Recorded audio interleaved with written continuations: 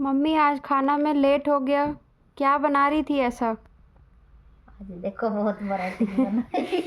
ये देखो गाइस क्या क्या है। देखो क्या बनाई हूँ गाइस।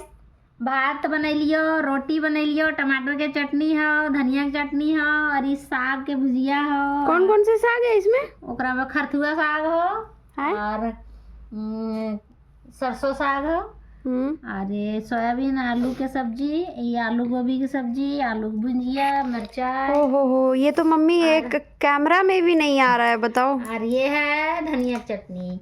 ओहो, भाई के टमाटर चटनी है, टमाटर की चटनी वहाँ भी है भाई। एकदम बस पता है किसका कमी है मम्मी? बता दो किसका कमी है? किसका? पकौड़ी का। अभी बना रही हूँ पकौड़ी, रुक जा। देखो गाइस पापा का पकौड़ी सुन के एकदम खुशी से एकदम आ जाओ पापा खाने, चलो आ जाओ गाइस, खा लो और खा के बताओ कैसा कैसा बना है। आ जाओ सब।